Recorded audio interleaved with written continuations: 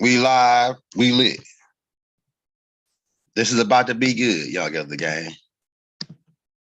This is about to be good. You don't want to miss this class. Civics 101 with the brother Simeon. We about to be in the building, man.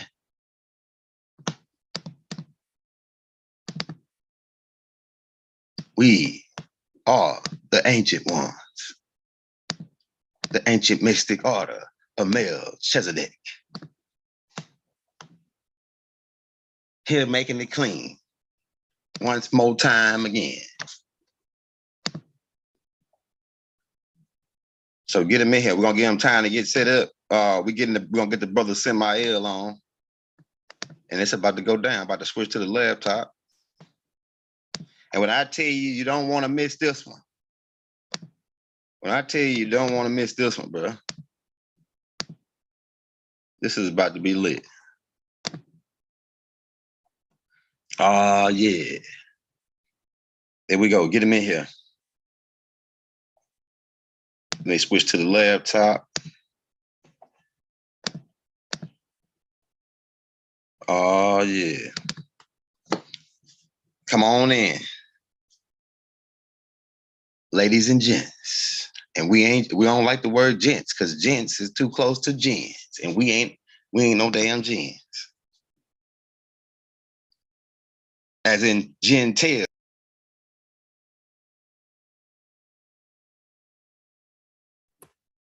Meaning the gen. All right. We got the brother. Hey, brother Simeon. We live, we lit, brother. The brother Simeon. Can you hear me?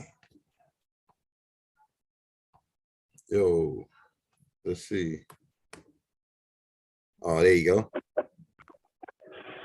Greetings, greetings.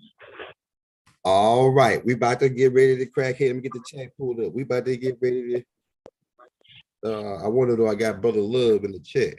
Let's see. Oh, that's about to be good, Simeon. Man. We got him in the building. We about to crack heads and twist caps, y'all get the game. Hey, yeah, brother Love, drop that cash app for Simeon, man. So you want to show the brother some love.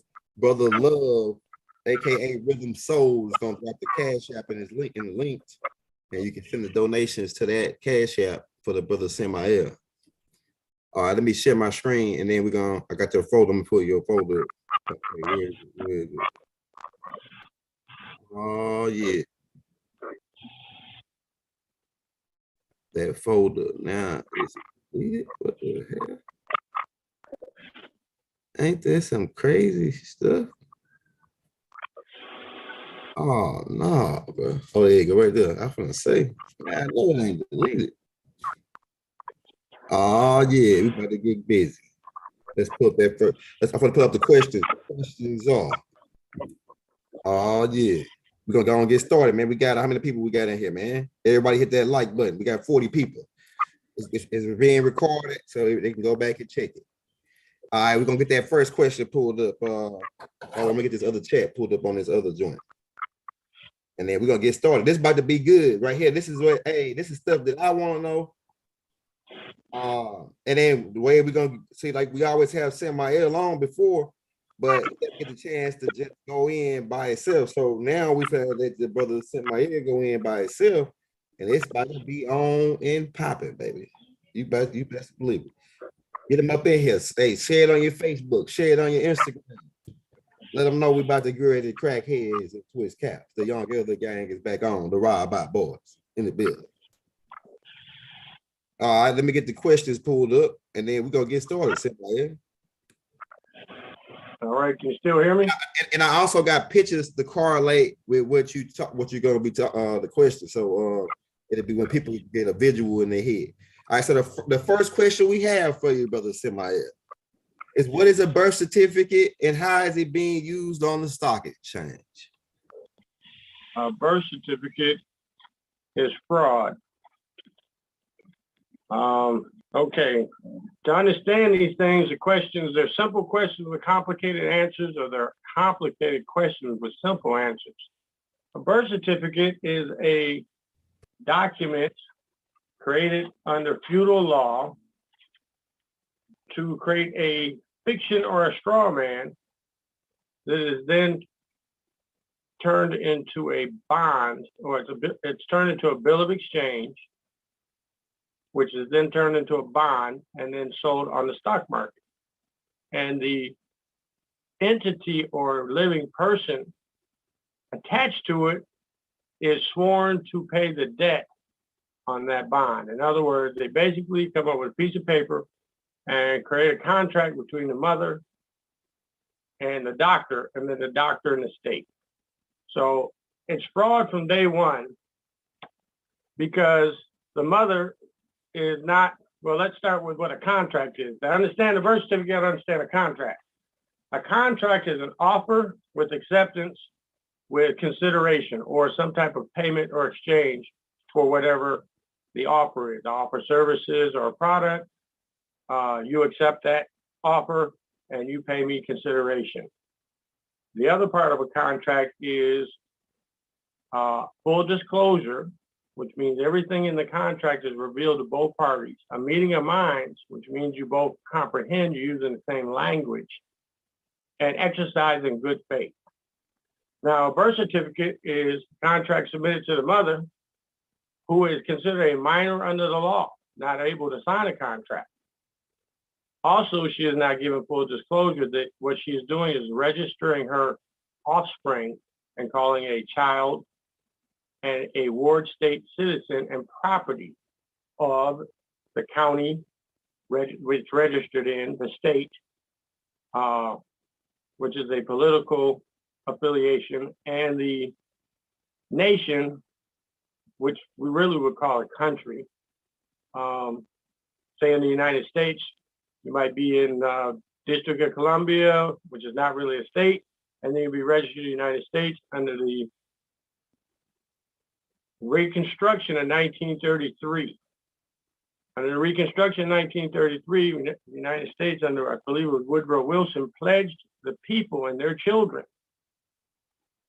for the debt the United States owed and the finances they would generate during their lifetime. So they create this bond that says you're born, and they create a vessel, and it gets complicated. They create a vessel on paper. The doctor delivers a vessel to the dock, makes a document, and then delivers that as a bond, which is sold as a T-bond on the stock market.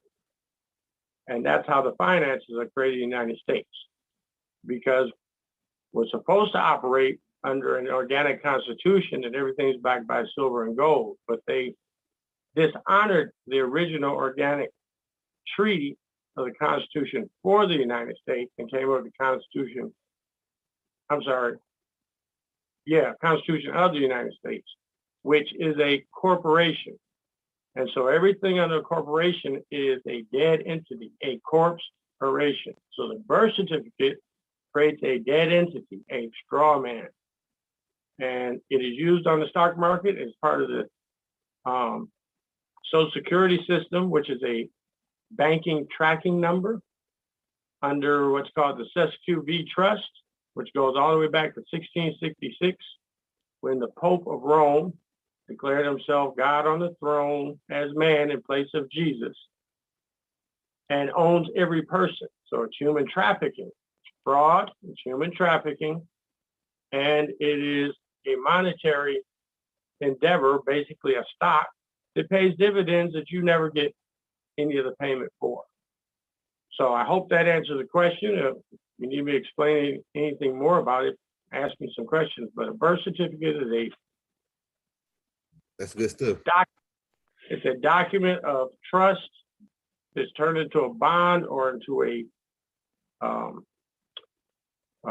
stock. And a stock is traded on the market. And the word stock comes from when you had stock of cows, sheep, etc. So you are a human traffic. You are a chattel person. But it's not literally you. It's you in all capital letters, which is an incorrect style of writing in English. A living entity or person is supposed to be written with a capital and small, but that also goes under English jurisdiction. The last name becomes a brand and creates your straw man, which makes you an incompetent in law and one who now is subject to their jurisdiction. And it doesn't even start with the birth certificate. It actually starts with the marriage. With the marriage, the Pope owns both of you under the SESQ trust, then under the United States, it became a corporation in 1871 under the Organic Act of Congress, where they ended the organic United States and created a corporation. Then they moved forward to 1933, create you as a straw man under every illicit principle possible, if you're not aware of any of it. It's just a bond that they trade on the stock market in your name. And you can actually take your social security number and the tracking number on the back, leave the dashes out. You can go online and look up how many stocks are in your name, which of course is all capital letters. And a name has to do with legal and lawful language. Name actually means no am is not, or a nomen. What you actually have is an appellation given to you by your mother. But under this construct, you have a name, which is a person, place, or thing, which once again puts you under the jurisdiction. So that to understand these or comprehend these kind of answers, you have to understand the construct that we're operating under two jurisdictions. One is natural law on the land, and one is maritime law, which is a fiction of your imagination. And you have a certificate of live birth and a birth certificate. Both of those are registered under feudal law. So both of them are misnomers and are not you. And when you are presenting yourself as if you are that entity, you create a real dilemma for yourself and come out of any construct that gives you any rights under the law. It's a fraud and a disservice to you and your mother.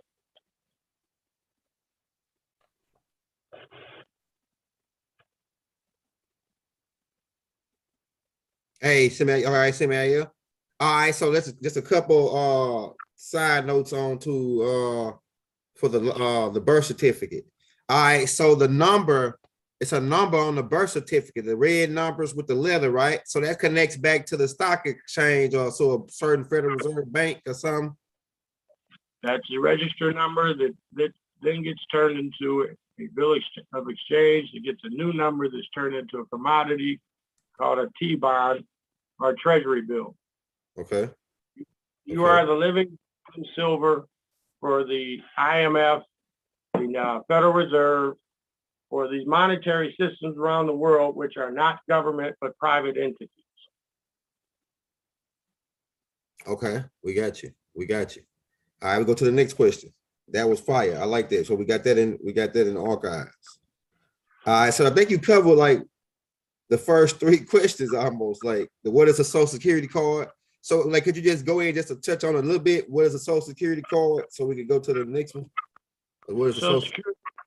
Is part of the tracking system for what's known as the Internal Revenue Service, which is a private corporation registered in Mexico or somewhere, not Mexico, I forget. But out of the United States, they've actually been shut down. I think there's only 6 offices running now.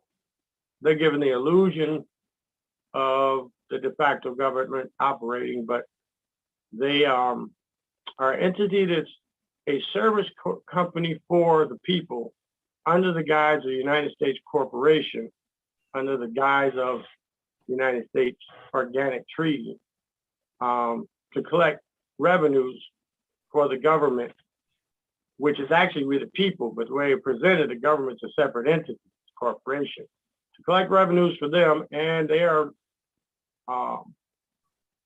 empowered by the treaty called the Constitution, which states very thoroughly who's taxable and who they can tax. And taxes are defined as income. Income is a legal term that means revenues and earnings from investments. Wages, tips, and earnings are not income. Therefore, they're not taxable under constitutional law, but you volunteer to give them your money when you sign those forms. Those forms that they give you are offers of contract, like your 1040, your 1099, etc. And you can actually fill out and say, I earn this amount of money, wage, tips, and earnings, and my taxable amount due is zero. Sign it and send it back to them. Because unless you agreed, but if you sign a contract when you start employment, you agreed to pay them.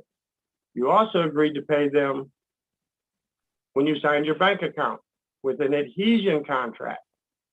Adhesion contract is when you didn't get full disclosure and there's things added or adhered to, like adhesion tape, taped onto, stapled to, added to the contract you weren't aware of, which is why it's so important to understand the construct of what a contract is, how it operates, and how it operates in law. Then you learn things like how to reserve your rights or how to sign a contract. You didn't sign a contract without reserving rights. What rights do you want to reserve? Your treaty rights. What treaties?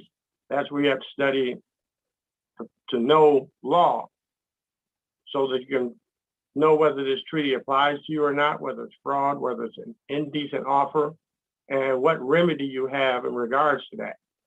Under Uniform Commercial Code, which is the regulatory system for commerce, because the Constitution is de facto and is not enforceable under the corporation, allows you to reserve your rights to change the conditions of the contract at any time. That's why all corporations always put all rights reserved. And you don't, which locks you in the contract and makes you a slave to their whims as much as you enter the contract, and they can change the conditions of the contract at any time. However, a contract also should be between two living entities and should be signed by living entities. If you signed a offer and no one else signed it, where's the contract? So IRS deals with finances, not money. We have no money, money, silver, and gold. It deals with finances, and it asks you to violate the Constitution by paying a debt with a debtor note called fiat currency, otherwise known as dollar bill, but it's not a dollar. A dollar is a silver coin. It is a bill of exchange, and it has no value except debt. You can't pay a debt with a debt, and it's a violation of the Constitution to use it. So everything that you're dealing with is fraud. They are a private extortionist corporation for the United States corporation. That is what the IRS is. But you gotta love them. Yeah, Taj Tariq Bey referred to them as the Inquisition Revenue Services. Yeah, yeah. All them sanctioned operations of the popes of Rome under the bishocracy of the United States, the Queen of England, and the popes of Rome, the Father, the Son, and the Holy Spirit.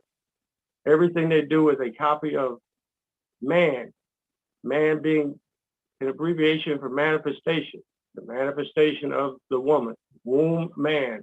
That's where we come from. And you have Ma and son, mother and son is Mason. And they're just imitating you, but perverting it.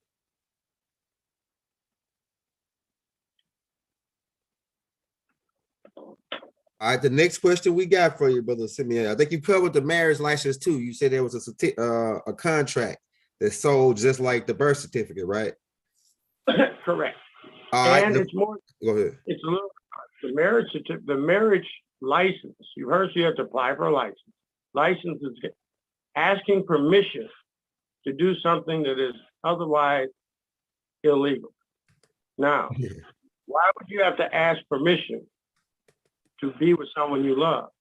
Because under feudal law, which is where our law comes from, dealing with England and whatnot, and then the United States and the colonization, you were a ward state property then, you're ward state property now. So you had to have the king's permission to have sex with his subjects, to give him offspring.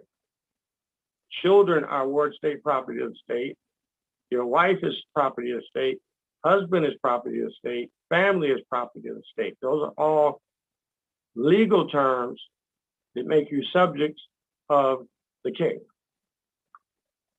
When you get into a marriage, it is a compound word, M-A-R, Mars, God of war, the ninth letter of the alphabet, I, which is the number for completion, and rage. Marriage is a curse and a spell. You spell a word and you sign it in cursive when you sign the document. It is a contract that the church gives you permission to marry their subjects and give them offspring. What you want to enter is matrimony. To betrothed ones, or betrothed means you promised each other. And you enter matrimony, which is to when a man knows a woman or has intercourse and produces offspring, and you have Mason all over again, mother, son, mother, daughter, father, son. It's the nature of life and the nature of the manifestation called man. But what they put you in is a spell and a curse. That's why marriages don't last, because it's not based on the principles of love, truth, and etc. It's based on a contract. And you're not even conscious that that's what it is. Then they take that and create a bond, take a bill of exchange, put a value on it, create a bond, sell that as a stock on the stock market. And that contract has adhesion things in it that says they own your offspring as well. So marriage is a feudal contract. Has nothing to do with love, has nothing to do with two people being together.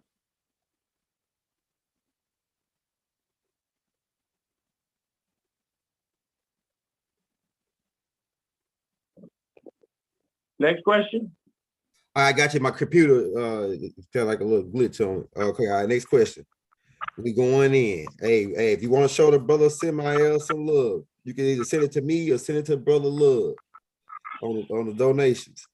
Brother Love, drop your cash app in the links. Okay, all right, here we go right here. I got you. Next question, brother. What is a mortgage and how do you get a allodial? I think I'm playing that right. Allodial title. Is that right? Is that right? How you say that word? That's correct pronunciation. Okay, First, right. I'd like greetings and welcome to all the listeners, viewers, and We got 114 people. My bad. Go ahead. Like to honor the ancestors and give them thanks for providing this path for us to be here and for them to intercede and guide us wherever they see necessary. Just want to say hello to our kinfolk, and family is Ward State property, so y'all my kinfolk. Just want to say hello to you all. That's right. To that question, that was two parts. Yeah, mortgage. Mortgage. Go ahead. It's a compound word. As Moors, we are supposed to be nobles and learned people.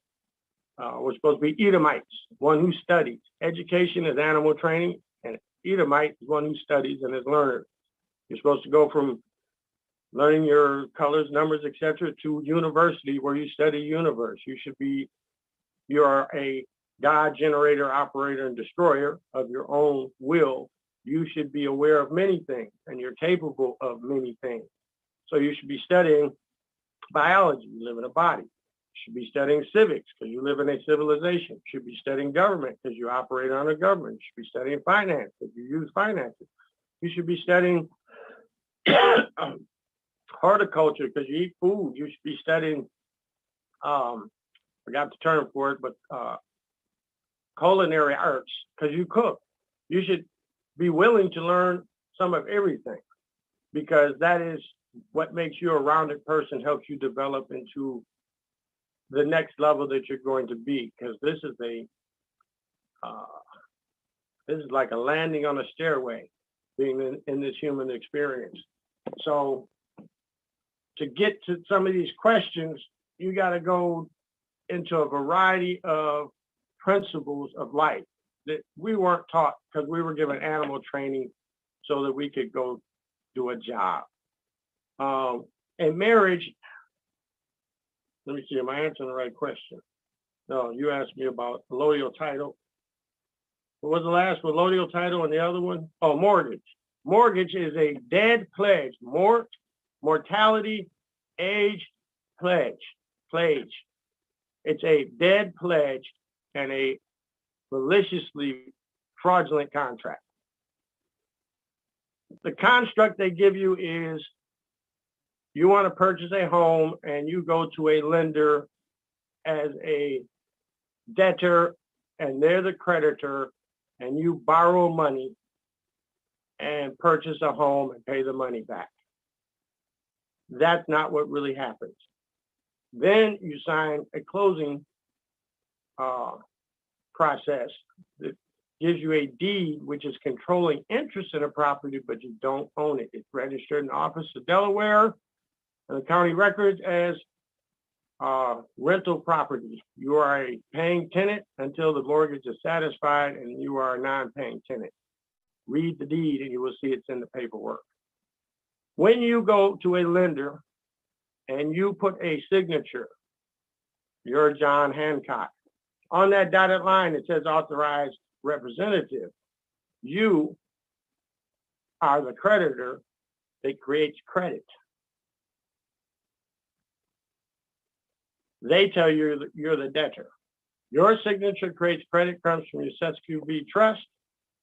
They take that amount of money, say you borrow $100,000, they put it in one account.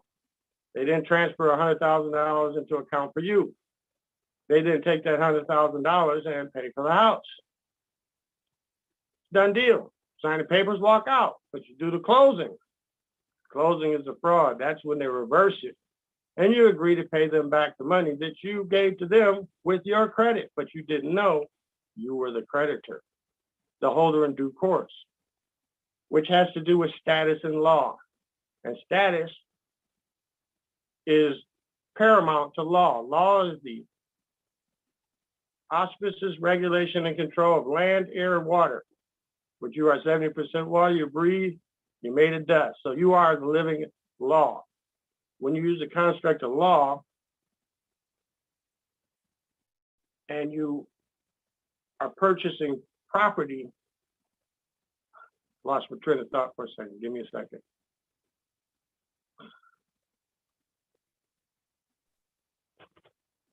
Yeah, you talking about like when you purchase the property and they actually do a foreclosure on the house, like you was going into that part. They do a foreclosure. Go ahead. They reverse it when you do the closing.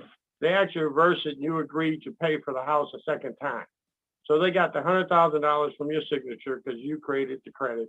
And then they have you pay back 3 to 4 times that amount, $400,000 over 30 years. You can go buy a $50,000 car and pay for it in 5 years. Why can't you go buy a $50,000 house and pay for it in 5 years? And why do we allow this? Why do we allow people to appraise what the value of a home is for us? Why do we subject ourselves to these frauds? Because we don't know. We've been told our lives that's just how it's done. The whole process of a mortgage is fraud. It is a dead pledge to pay a debt that you don't owe with money that doesn't exist. And a title is controlling interest in property, but you don't own it. And a allodial title is a title that says you are the sovereign of that said property and that no liens can be put against it because of the particular aspects of your status to have that title. And you have to have a certain status to have a allodial title. In law, there's some principles that apply for jurisdiction, and that is status, jurisdiction, and adjudication. What is your status? And in regards to the issue, what is the status of the magistrate, arbitrator, or judge? What is the issue being presented? And can they judge over it? Well, they have to have these 3 principles. Your status and allodial title makes you supreme ruler of that land, period. So technically, if someone gets hurt on your land, you're the king of that land and says, well, I'm not liable for it. Now, that would not necessarily be moral. You may be morally liable, or they may be trespassing and hurt themselves unavailed. One of the problems we have with the construct that we're operating under in the United States is we have no morality, and morality and law cannot be separated for society to function. So a allodial title is supreme ruler of your own land, tax exempt, mineral rights, I believe 500 or 600 feet down, air rights, something like 300 feet above. If Edison has a gas line on your property, you got allodial title, they can't even come remove it. Violation of your right to your land. It's unlienable, untaxable, free and clear yours. And there's a process to do that. I've only heard of one person that did it, and he met a sad demise after doing it. But it is a process that can be done. There are people doing it. I don't recommend anyone go out there and start trying to do allodial titles without some serious study, because you are going to be in a battle, and a battle takes place in a court, and the court is not playing fair. So that's the allodial title and the title. I got you. That's good. That's real good. Man, this is real good right here. This is heavy duty. All right, the next question we have for you, brother, is, okay, let's go back. What is a driver license? A lot of people already know this information, but we're just getting it in the archives and we're getting it on record. So what is a driver license? Let me get that picture blew up for you. Go ahead. A driver's license is a fraud. No. A driver's license is a bill of exchange, basically. It's a generally what we call a card used for identification. It is not valid ID. Matter of fact, under U.S. Code, let me think. I got to think for a moment. USC 1028 states that the nationality card is the first form of ID, and that the driver's license and state ID are secondary substitutes in lack of having a nationality card. They call it an ID. It does not identify you in the first aspect, that it has an expiration date. How do they know when you're going to die? If it's true ID, you haven't changed. How does the ID expire? It is a construct that puts you in a straw man status with the all capital letter person that creates another trust and another bond that they then turn into a commodity and sell on the stock market. It also gives them jurisdiction on your right to travel. Under the construct of the so-called United States and under the original organic constitution for the United States, there's a clause that says you are endowed with certain unalienable, meaning can't be removed from you, sometimes pronounced unalienable, which means you can't put a lien on it, rights by your creator. And one of these rights is the right to travel. It's enumerated in the treaty. It does not give you that right. It just recognizes that right. You have a right to travel unabridged according to the treaties and by the creator that put you on the planet. A driver's license gives them a jurisdiction to regulate that. Now, is that a bad thing in itself? Not necessarily. It was designed for the use of commerce. If you are doing commerce, expediting, moving equipment back and forth, commercial driving, chauffeur commercial driving, transporting people back and forth, animals, stock, etc. That should be regulated for the safety of the people and the products, and for the purpose of taxation, because if you're doing commerce, someone needs to pay for the roads and etc. And that's how the taxes were originally initiated, and that's why the driver's license was initiated They then transformed it into a social thing that told you, oh, you gotta have a driver's license. They used media like television and radio, particularly television, and the education system to push that agenda.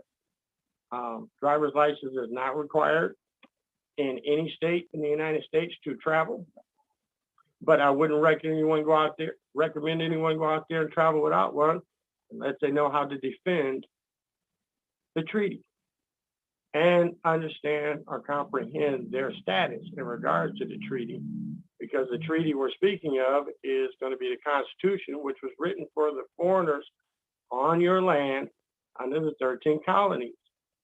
And the only part of that treaty that really refers to you is the things like unalienable rights given to the creator. He gave them to you, he gave them to them. And what is it, Article 2 and Article 6 to talk about the diversity of nationality and how they're supposed to put you in consular court and not under their court jurisdictions.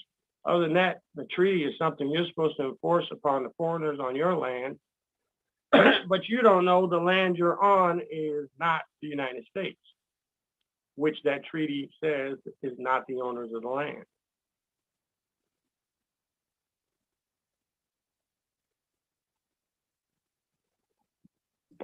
Are you good? Okay, all right, we got it. So the driver license is a contract, and the DMV is a private corporation. Who owns the DMV? Like, does the state own it, or how's that work? The DMV. The DMV is a private corporation. In so-called government, the concept of government is to govern the mental. That's what it really means. And the government is defined in the treaty, the Constitution, we the people. And we the people elect representatives. And when they don't do their job, we the people are empowered with everything that's in the treaty. You can do yourself. But under the construct that they gave you, I'm sorry, I keep losing my train of thought. I got so many things to put together. Could you repeat the question? The question was, I just like asked about the DMV. Was the DMV a private corporation? Who owned it? In government, you have state of and state. Anytime it says of, it's private corporation. So DMV is, Department of Motor Vehicles. It's private. So you can Google who are the stockholders and the CEOs of Department of Vehicles. And you can find out who owns it, because it's different in every state, sometimes different counties. It can vary all over the place, or it could be under the construct of the city of, which is another private corporation with a charter. A charter is given to a corporation, where a government has a constitution. So you can know the difference between government and private by how it's constructed. So you have to look up the CEOs, what structure it's under, whether it has a chairman or board members or stockholders, how it's structured in each place, I don't know, but those things you can look up online by just looking up the name and find out who owns it. They're all privately owned, and that information is available nowadays.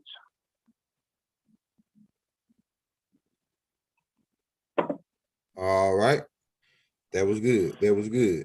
So I guess so could you just go in a little bit, because the next question is about the registration. What is registration as far as connected with the DMV and the driver license? You just touch on that a little bit. You register yourself for marriage. You register your offspring with a birth certificate. You register your appliance, your mode of conveyance, you call a car, which is a cargo, which is commercial. Mode of conveyance or implement for moving around. You register it, which means I just gave it to the state of. You just gave your private property, your refrigerator, your washer and dryer, your microwave, your Game Boy, you just gave that to the government when you registered it and gave them authority to regulate how you use it. That's what registration is. It's not really fraud. You just didn't know you're giving your stuff away. Why do you keep giving your stuff to the government, to a private entity that presents itself as government under what's called colorable law? That which presents itself as law and is not lawfully endowed to be in that position. And anytime you register, you're giving your stuff away and giving them jurisdiction over it. That's why they can take your car, take your house, and take your children.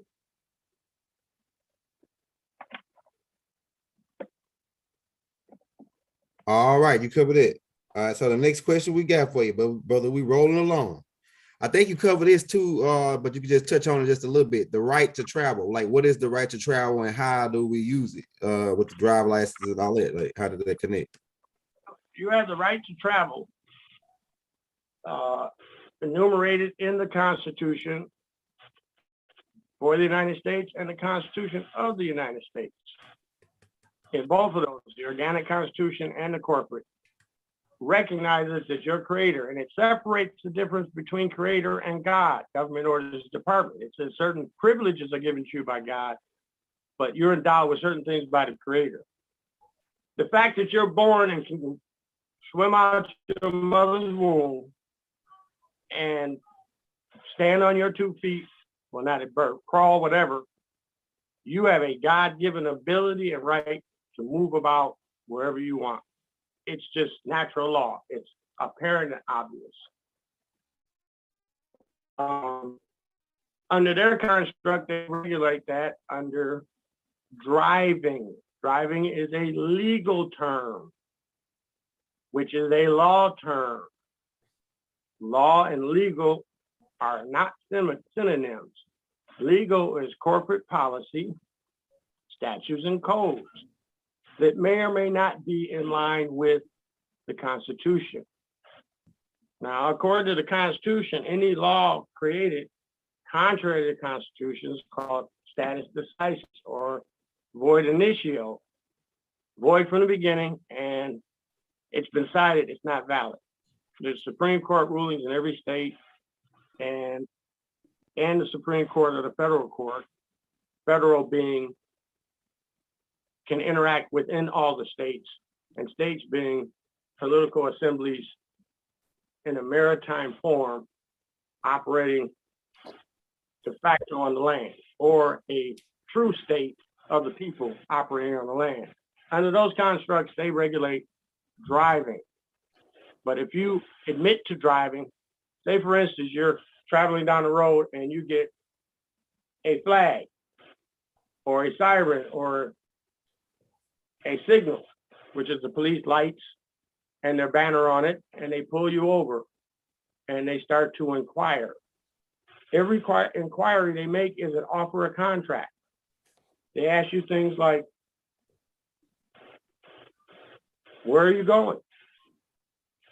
I like to say that way because it ain't none of their damn business. Where are you coming from? My mother's womb. Not being facetious, I'm telling them I'm sovereign. I'm a living entity. I come from my mother's womb, and that's all you need to know. Where I'm coming from is none of your business. And then they'll say, driver's license, registration, proof of insurance. Well, I'm traveling, so I don't need a driver's license. Depending on your state, like I know in Michigan, they have 3 constitutions, but one of them has a clause that says the insurance is illegal and unconstitutional. So now you're asking me to violate the Constitution? And then registration. Why would I take my personal appliance and register it with the state? I don't need to do that. That just costs me money. I can travel without that. But you got to know how to defend it lawfully. The right to travel has to be because they assume you don't know any better. They assume you're a minor in law and can't defend your status in law under the treaty to travel freely. But it's a birthright. Your mama gave it to you. You just have to do some serious studying to deal with the construct. Now that doesn't mean, and they actually got laws that say, they've done federal Supreme Court ruling that says you can travel 100 miles an hour on 30-mile-an-hour street is not a public endangerment. But I don't recommend you do that. Riding around 100 miles an hour in the school zone is stupid. You're going to hurt somebody. Can't stop a car going 100 miles an hour in less than about 300 feet. So if you don't understand laws of physics, you shouldn't be traveling at those speeds. So there are things you're lawfully allowed to do that legally you can't. And a lot of the reasons for that is for safety, but the other reasons are for commerce. The only reason they regulate your driving, that you should make very clear to them I'm traveling, is so that they can do commerce. Because then they, after they pull you over, they write you what's called a ticket. It's not a ticket, it's a lawsuit. They're suing you for violating the contract or whatever 5,000 laws attached to the driver's license that weren't given to you with that adhesion contract that you signed as the Secretary of State private corporation when you gave your vehicle away. Hope that answers the question a little bit. Yeah, that's fire. That's fire. We got another question. All right, brother Simeon. The next question we got for you is, what is a trust? Like, we gotta set up trust, try to set up trust for our kids, or trust for the land, or just go in, whatever you got on the trust. What is a trust?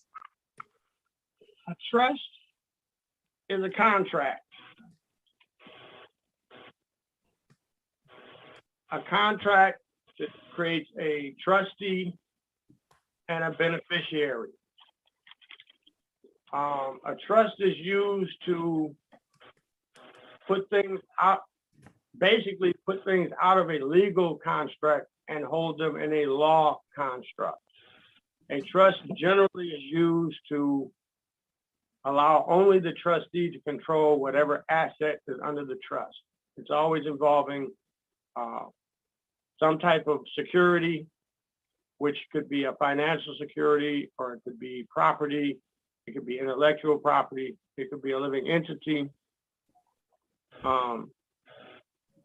But they're put under a contract of entrustment to an individual to regulate the care of that security or what have you on behalf of someone else. So, for instance, you can put a trust up for your children that everything you own belongs to them upon your death, and it transfers immediately, and therefore it is in a private trust on private side, not public. Doesn't go into the United States or anyone else, doesn't have to go into probate court. No one can argue about it. It has more firm consequences than a will, but it actually is a will. But a trust is not always a will, but when you do certain things with a trust, it can be part of the will, where you can transfer property or securities or things of value from one person to another, but you put it in a protected status where the individual who's the beneficiary of that said thing is not liable. Like, for instance,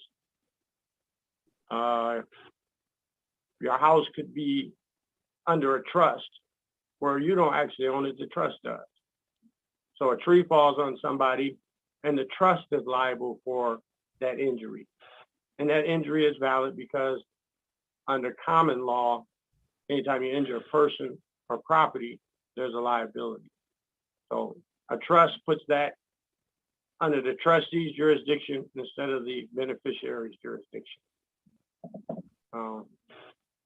Any more questions about that one? I've tried to make that as clear as I could. I don't know if it. You did good. You did good. All right. So the next question we have for you, brother, is what is the difference between a creditor and a debtor? Could you go in on that and how they turn us into the debtor instead of the creditor? I think you touched on it a little bit, but could you go in on the creditor and the debtor? Creditor is one who is owed a debt. A debtor is one who has to pay a creditor. They're pretty simple. A creditor is one who basically lends an asset, which can be physical, intellectual, or monetary. Typically, we deal with this term in a monetary form, which is finance. When we deal with monetary, it's actually finance because there is no money. This is simply finance, and that's all you have is debit and credit. And the construct you're presented is the lending institution is the creditor and you are the debtor. That is not true. You are the creditor. As a Moor, in your proper status, under your flag, under your nation, under your totem pole, you are a sovereign within your nation, not sovereign in yourself, sovereign within your nation. And you, by birthright, are owners of the land and owners of the wealth. You're owners of the silver and gold that's in a trust. That's SQV trust as your silver and gold. So when you sign for something, you create a credit from your trust. You create the money. They tell you that you're borrowing money. You create the money. You are the creditor. But that's a lawful law and legal construct that you have to study. The simplest answer is a creditor is one that is owed a debt or the guy you got to pay. And a debtor is you who have to pay somebody that you owe. But they've reversed it on you. And if you really study how securities work, you study what a bill of exchange is, what a commodity is, and you will understand that construct. I recommend people buy Accounting 1 through 9 for Dummies. And there's another book I can't think of at the moment. It's on trust law. It's Weiss's Concise Trust Handbook. You study those two things, you'll understand the financial world. Next question. All right, to go in like to one more thing on this. All right, so the money we know is fiat currency. So how's that tying with us using the money? How did that make us the debtor? Because how we use the money or the fiat currency. Because you entered in a contract and lied to yourself and said you borrowed some money from somebody and now you owe them. You entered a contract. That made you a debtor. Because you didn't understand the contract when you signed it. You didn't comprehend. See, there's 3 levels of comprehension: understanding, overstanding, and understanding. You understood you were borrowing some money. You did not comprehend that you were creating the money and you were just going through a transaction to acquire property. They twisted the thing on you and fooled you, but you agreed in the contract to pay the money. You didn't reserve your rights. You didn't comprehend that when you signed that promissory note and they took that money out of SQV trust and paid the bill or borrowed it and did their accounting for the IMF or for the Federal Reserve, the books were balanced. You then did a closing and decided to pay them again when you already gave them the money. It's debtor and credit is fraud. It is a legal system where you're borrowing something that doesn't exist. You're borrowing credit. It doesn't exist. There's no money. So what are you borrowing? What did you actually lend me? If I don't pay you back, how are you an injured party?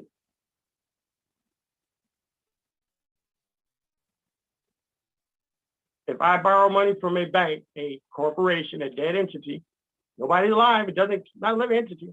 They didn't lend me money, but it gave me some figures, some equity, some credit, whatever, and I don't pay it back. How are they injured? They don't exist. It's a corporation. They never lent me anything. And how do I pay them back? There's no money. Now I'm supposed to take fiat, which is a debtor's note. It's a bill of exchange, but it's debt. You can't pay debt with a debt. That's fraud. So everything you've been taught, looked upside down and backwards, as you've been lied to. You don't owe them no money. Study and figure out why. Because you never borrowed any. But you did sign a contract.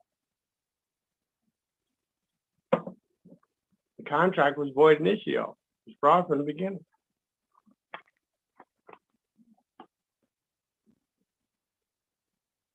Fire. All right, the next question, we rolling along, but brother. The next question, you got some more to say on that? What people haven't realized is what they've done is they've monetized your birthrights. That, you know, you go to the gas station, you got to buy air for your tire now. They're working on making you pay for the air. You pay for water. When you can make a pond in your yard, filter from your gutters. You pay for food when you can grow it in your yard. You everything. You pay for clothes. You can make your own. You have monetized everything you need to live, and gone into the land of Oz, the land of ounces, the Wizard of Oz. You become a little person, and you look for the trinkets and shiny and sparkly things. And you need to take your melanated ass back home to the farm. You got family, friends, food, and everything you need. That's fire. That's fire. Hey, hit that like, hit that subscribe button if you want to show the brother Simeon some love. We posted this Cash App in the links. All right, the next question we have for you, brother, is because we hear Tariq Bey say people got to learn civics, and they never teach us civics in school. So what is civic law? What is civics? When Tariq Bey be saying you got to learn, study civics. So could you give people a direction on what is civics? Civics basically is the science or study of how people interact in a society in reference to law and finance, more specifically law. It is where the word civilization comes from, which is synonymous with culture or cult. It is what people do. That's what civics is. Civil law is Roman law. Roman law. About 2,000 years old, when Constantine did pretty much what Pope Innocent III or whatever his name is did under Sesquiu v. Trust. He said, well, basically, I'm God. The church and state became one. And now you're stuck with this system that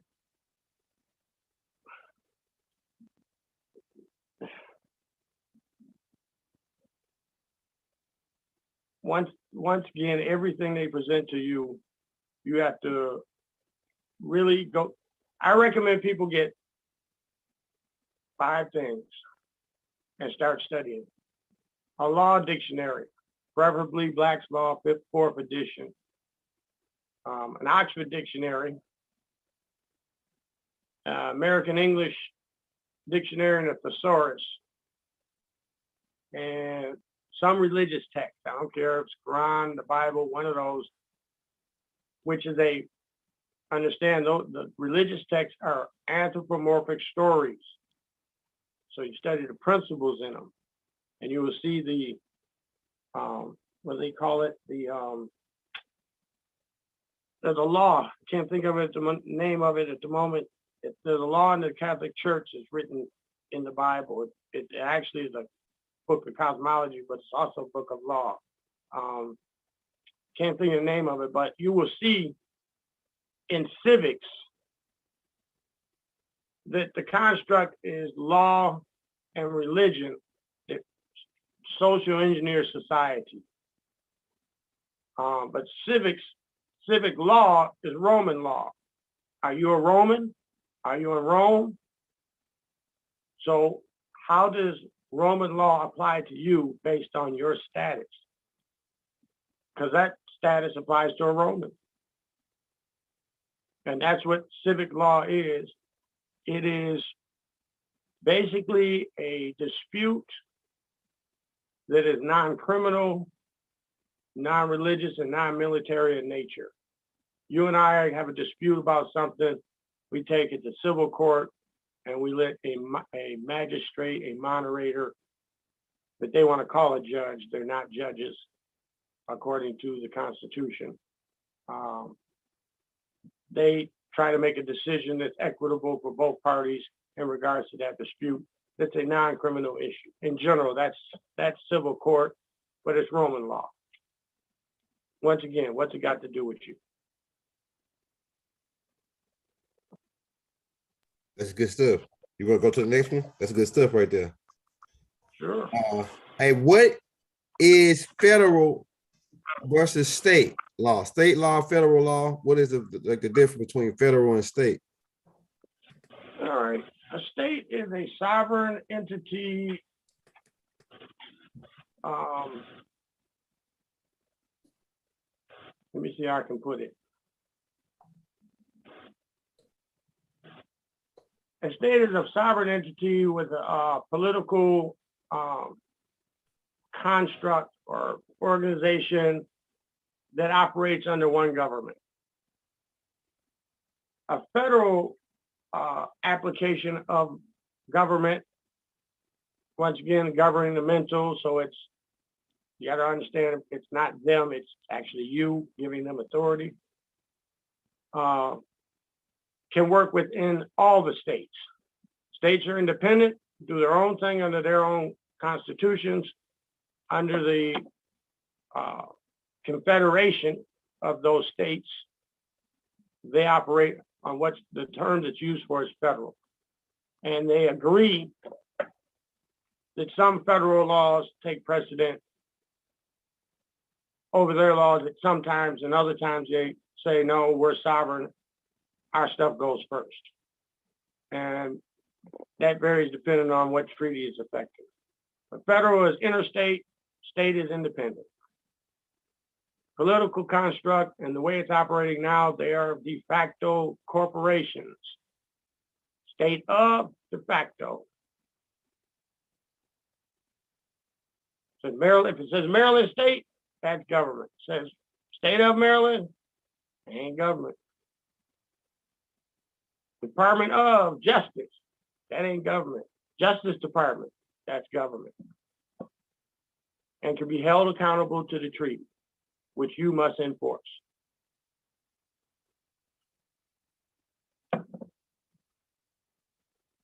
Are states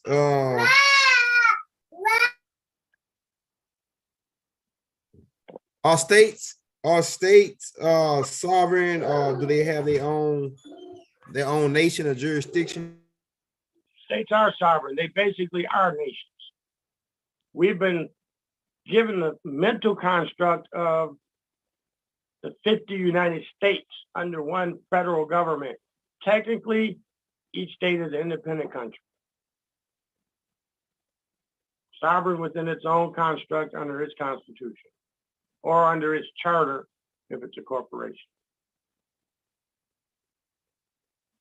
which is supposedly duly ratified by we the people, but you got to go back to the construct of the United States that was colonial powers, that only the elitist Caucasian hybrid human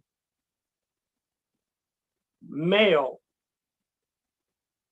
could participate in said government with a certain amount of status and wealth. Everyone else was a serf and did not participate in that government. So when you go back to the foundations of your state, was it feudal?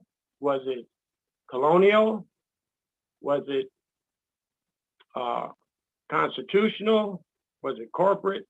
All those things you need to know based on how they're going to operate that maritime jurisdiction on your land where you are at. Like, for instance, I live in my body on a globe at Michigan, at Detroit. I live in Morocco, Turtle Island, Northeast Africa. That's two different constructs. One's at, one's in. One's a political jurisdiction, one's natural law of birthright. And to know the difference when you're dealing with these things, there's a duality, and deciphering the difference between the duality tells you what a state is what a federal is and how it applies to you. It's simply a political formation that really is something you're supposed to enforce on your land, because that's what a republic requires, participation. But it's not really your republic. The way it's constructed, you have your own constitution, you have your own government. You go back to the Articles of Confederation, there were, I forget the exact number, something like, excuse me, trying to remember, 20, some reason I want to say 22, I can't remember exactly. I think there were 22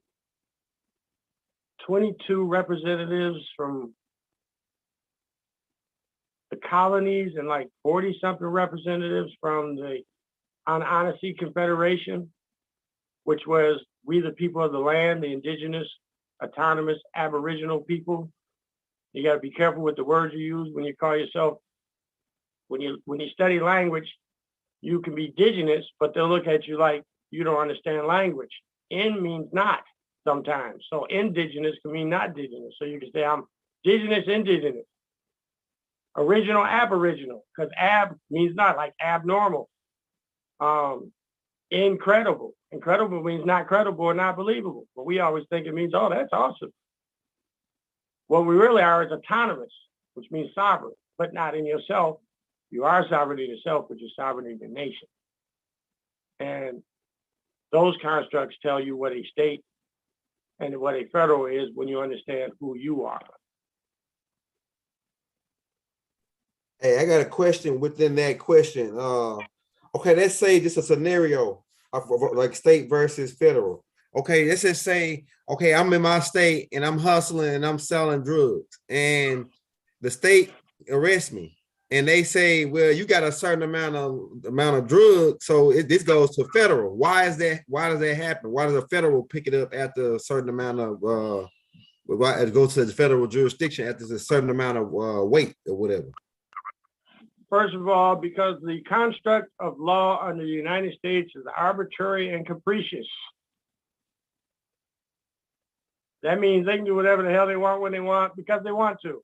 They probably created some statute among themselves, Congress and senators of each state and Congress and senators of the United States said, well, if the money gets this high, we'll put it over here. So they do that. But back to law. Law is the auspices, regulation, and control of land, air, and water. Under that construct of law, they have three things to answer to: status, jurisdiction, and adjudication. Status, what is their status? What is your status?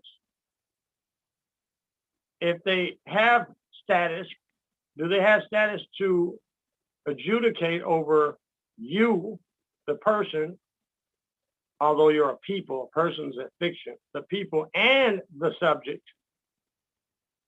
If they don't have jurisdiction over you because of your status, but they have jurisdiction over the issue, which is whatever the charges are, which is a bank situation, they just want to try to satisfy a bond that they created off the SQV trust, and then they want you to pay for it. It's nonsense. Where's the injured party when you were selling drugs? That's the first question. What crime did I commit? Where's the injured party? Natural law. Who they injured? The state? Okay, bring the state of Michigan, the state of Florida, the state of Louisiana, bring them in here. I don't see the state in here. Who's prosecuting me? Now I'm being prosecuted by a prosecutor. They try to assign an attorney who turns me over to the state, and a judge who are all part of the British Association Registry. I'm in a British court, a maritime tribunal. What am I doing here? I'm not, the jurisdiction is wrong. You shouldn't even be in the court. What gave them jurisdiction over what you do on your land? Who quantified whatever you had that you were expediting? Who gave them jurisdiction over it? Who gave them jurisdiction to stop you? Who gave them jurisdiction to charge you, accuse you? Who gave them jurisdiction to search your motor conveyance? So in that scenario, you really got to look at it and say, even when you get kidnapped, you didn't get arrested, you got kidnapped. And they held a ransom, they call a bond for you. And you signed papers and didn't reserve your right. Then you made a plea. Why did you plead? Why did you plead? Why did you ask them for anything? You just gave them jurisdiction. You don't plea anything. I do not enter a plea and you can't enter one for me. How can they move forward? There's no charges. You didn't contract with them. Where is the contract between me and the state that says I can't expedite these herbs that grow in my backyard or over in some other country that we modified a little bit? So when you understand the construct of law and the legal system, the maritime jurisdiction, the natural law jurisdiction, you understand that you weren't arrested, you were kidnapped. Even down to things like they tell you, put your hands on the steering wheel. Yeah, put your hands on a steering wheel. A steer is a cow. They have jurisdiction over that. Put your hands on the dashboard. So getting pulled over is something that you should be able to handle in a calm manner and de-escalate the situation and drive away without a search. Although I don't recommend you selling drugs or not even necessarily using, but I definitely don't recommend you selling drugs. Not good for you. In general, not good for you or your community. But I know a lot of unlicensed pharmaceutical entrepreneurs.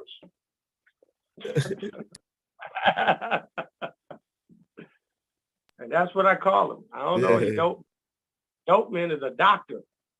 All right, a magi. You got a doctorate. He knows magic. He can turn you from a person to a fiction.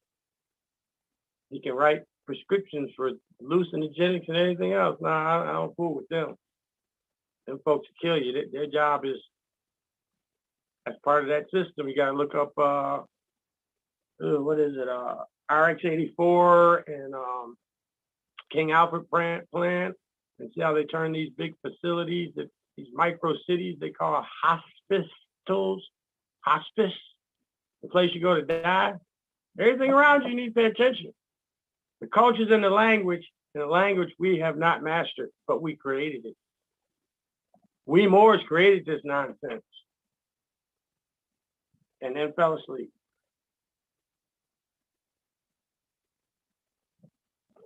So you should never be kidnapped while transporting herbs on your land because they don't have jurisdiction.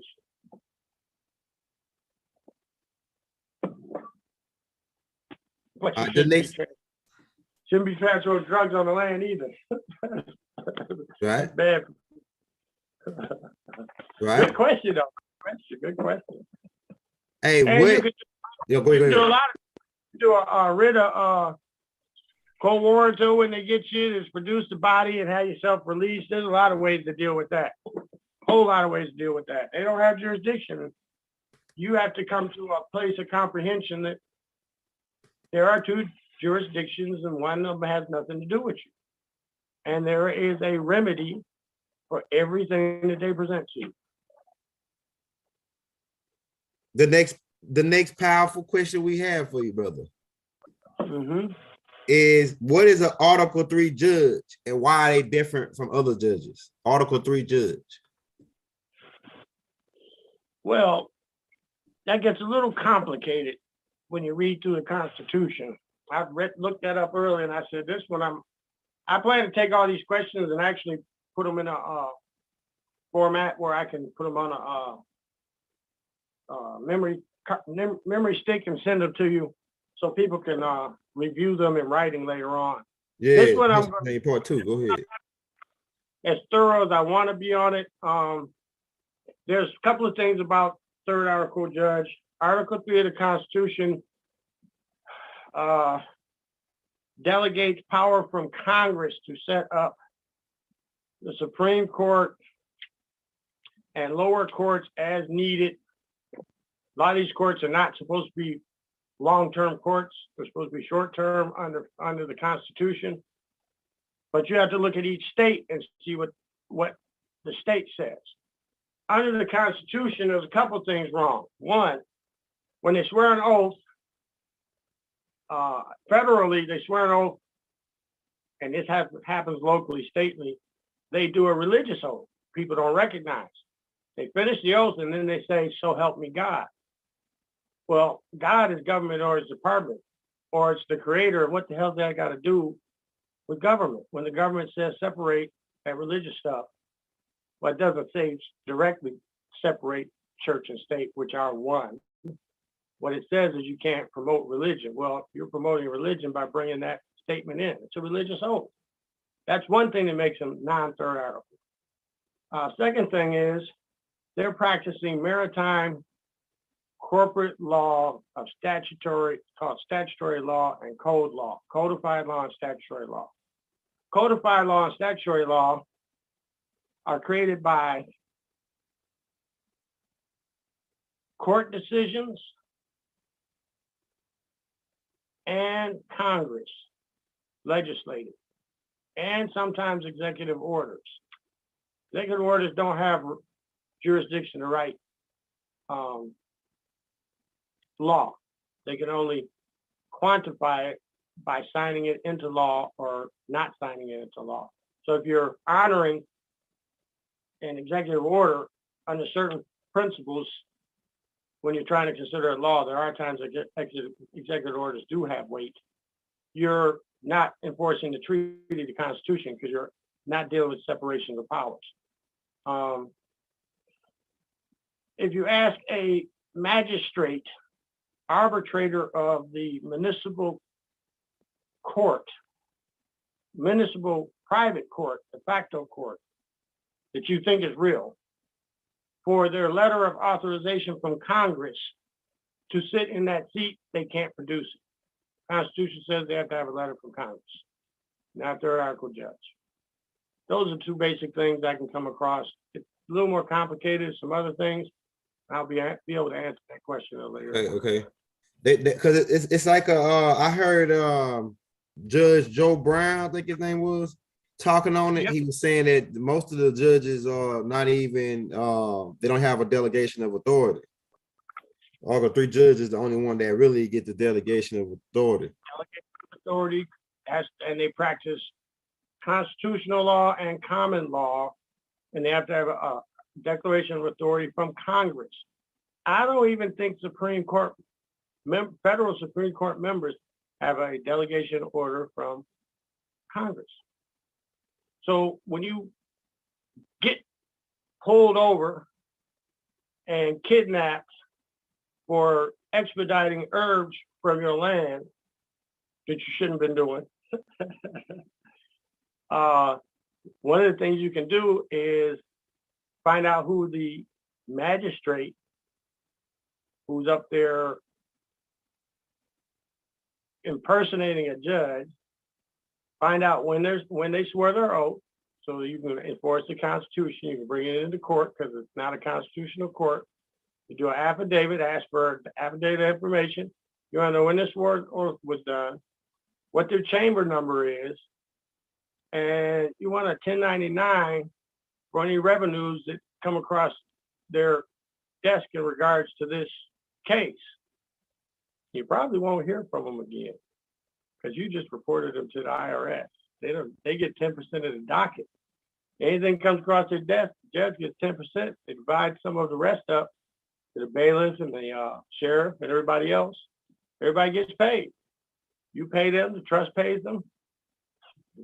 They play a wonderful game. They play a Monopoly and you keep playing with the Uno cards. Right. All right, that's pretty good. I think you did pretty good on that. The next question that we have for you, brother. Let's get it pulled up. All right, what is a lien and how do we use it when our rights are being violated by these judges when we standing on our constitutional laws?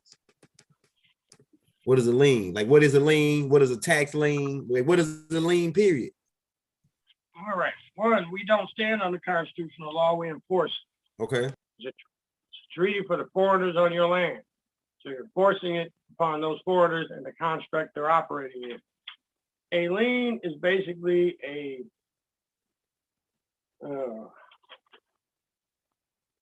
let me check my notes before I go through that one. I wrote that down. Take your time. Take your time. We got it. We got it. Take your time. I know in court. Oh, there's my notes.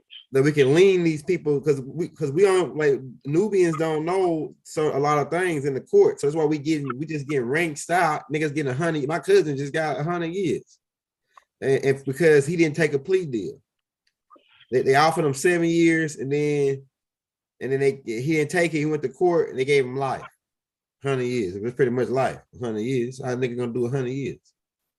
Did he do a trial by jury? Yeah, he did a trial by jury, and they put him, and they used the news to paint him out as a serial rapist. He's a serial rapist. And was the jury his peers? Yeah, well, no, it was all Caucasians, like 1 or 2 white black people. Yeah, but they were black, so they don't even count really. You know what I'm saying? They going in there as a damn artificial person and under label. He didn't get jurisprudence or what do they call it? Jurisprudence. He didn't get due process under the law because he was in there with the jury is not his peers, but he thought he was an American citizen. Yeah, he wouldn't have been in there. He known how to deal with that. But there are some crimes, I have no idea if he was guilty or not. There are some crimes that are unconscionable. Yeah, like national natural law. Like, so, like, what the thing is can he, when, like, say, like, okay, say you went to court, right? And say you in jail, and then all of a sudden you realize, man, I'm a Moor. I'm not in the black and this and that. I'm a Moor, but I'm in jail now. So how do I come about? I heard of one dude that did it though. That he got baptized or something. It was a whole bunch of shit. Then he got out. Like, he got baptized as a Jew. It was crazy shit. But, like, how did he go back and he got to file like a appeal? But how did he beat them? Because I know at any time you can claim your nationality. At any time, it don't matter what the fuck. Like, if you in jail and you say, you know what, I want to claim my nationality, you can claim it right then, because that's a right. That's an indigenous right. So what do you think about that? Like, how can he, if he find out his history? Go ahead. There are many ways to deal with it. They say you first should deal with the venue, which is the jurisdiction that you're dealing with, which is right now criminal court. So then you would go to appellate court, state appellate court. But technically, this whole thing is if you're a Moor, then this is human trafficking, and it's violation of the treaty.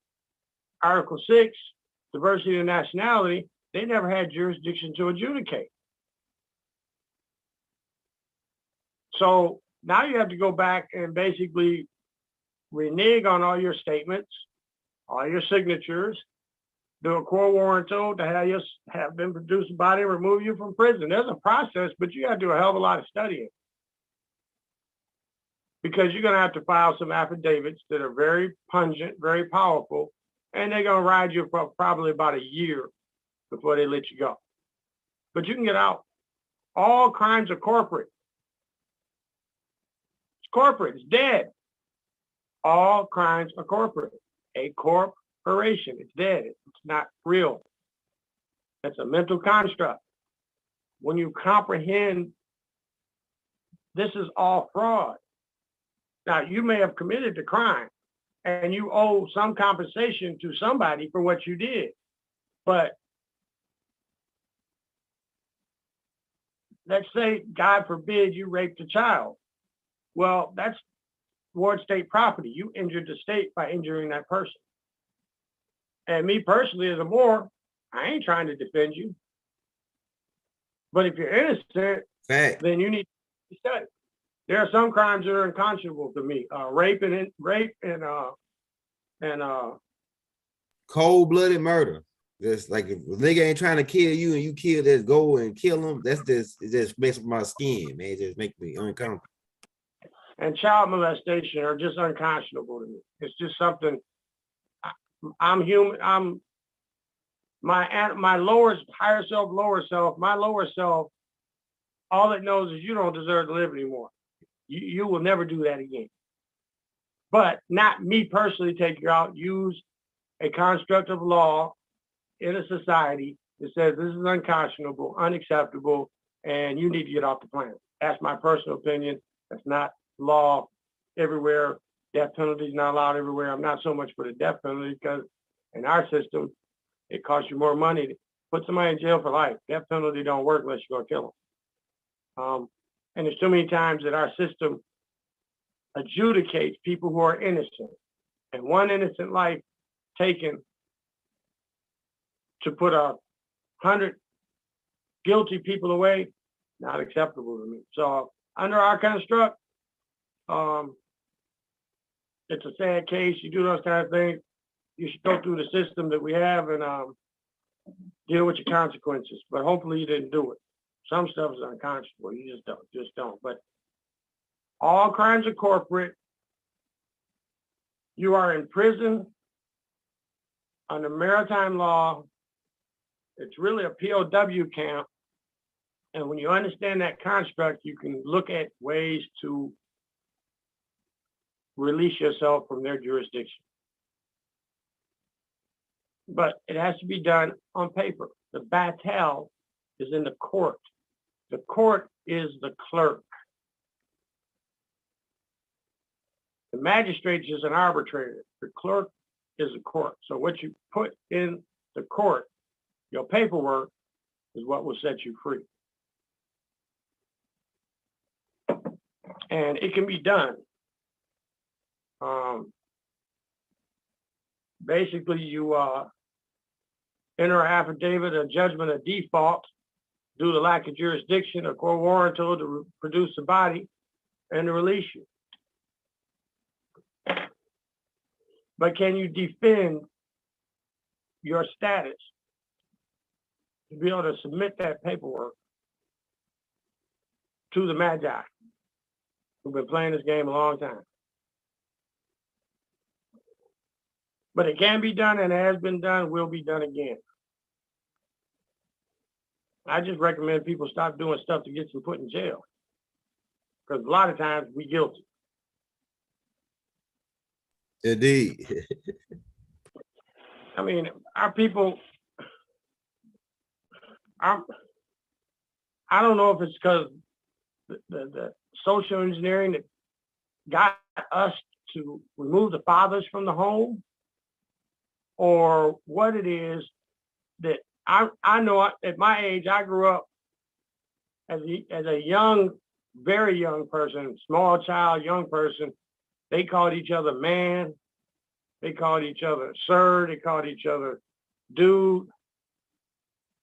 Now we call each other nigga and dog. Well, I don't lick my balls and my ass. I walk on 4 legs. I'm not a dog. I'm a man. And that's a disservice to my mama to call me that. I don't know why we call each other an animal that we will shoot. Nobody give a damn about a dog. You will shoot a dog, but you won't shoot brother or man. We call each other nigger. Nobody gives a shit about a nigger. And don't even know a nigger comes from negro, avaro, avare, the rhesus monkey hybrid human. Don't even apply to you. So we use these words, call our women bitches and hoes, and wonder why we have an immoral society. We did this to ourselves, watching TV, listening to music. Created this construct in our culture. We don't respect ourselves and have no morality. How do you rob mama? Any female you deal with, that's mama. You robbing your mama and your grandma? and you call yourself a man? You're supposed to be protecting mama and grandma, but you didn't have no daddy around to teach you that. Our immorality is one of our biggest problems. We need to check ourselves because we done wrecked ourselves.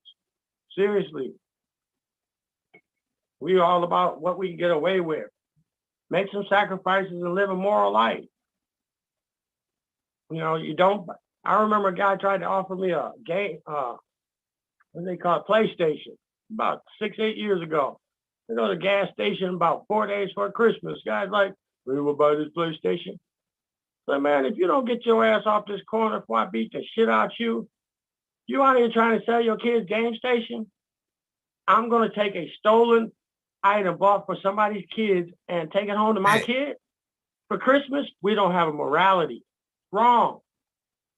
Wrong. Some things you just shouldn't do. And every man knows right and wrong. You might ignore that voice, but that voice tells you right and wrong. Every man knows right and wrong. Especially the melanated ones, written in your DNA. Your grandma gave it to you. And your mama. Oh, sorry for going on. No. Hey, look, wherever the ancestors take you, man, let's go in, bro. We free spirits, we free thinkers over here. You know what I'm saying? We can draw up all perspectives. I do have to give a disclaimer. I'm not always right, and I will stand corrected when I am in error. And everyone that's found me in error, please address it so I can learn. Hey, so we'll talk about the liens. But I'm looking at this word using the circumology that I learned from 15. It says lie in. So that's like some kind of spell they cashed it right there with the words, you know, lie in, the liens, right? And I say, like, okay, when the judge, it's like they got these bonds or these insurance. It's connected with insurance. The lien, I think, is connected with some kind of insurance to where if they violate your rights or if they infringe upon cause injury to you, you can then turn around and file this lien. Now, I don't know too much about it. I'm just going off of what the ancestors telling me, based off looking at the word. So it's always, most of their courts is always a lie. Like most of the courts we dealing with, the lower level courts is all lies. They don't have a delegation authority when you walk in. Most of the crime, the stuff that they bringing us in for, is they call it criminal court. They don't give you an affidavit before you walk in there with a grand jury. They don't submit you to a grand jury. And then we walking in, we waiving our rights because we don't know nothing. Waive your rights and you're not getting due process. A lien is, there's three types of lien. A lien is a security interest applied over property or finances to induce payment of a debt. That's the legal definition. Basically, a lien is like a monetary handcuff. Let's say we put a lien on your property. You own a house and you owe some debt to the car company. They find out you own a house from your credit report and they put a lien on the house that you can't borrow against it, and it takes some of the equity away from it until you satisfy the debt on the car. So it's a incentive to pay a debt done with some type of security or financial obligation against another financial obligation. It comes from feudal law, so it's back to England, 1872. There's three types of liens. There's a general lien and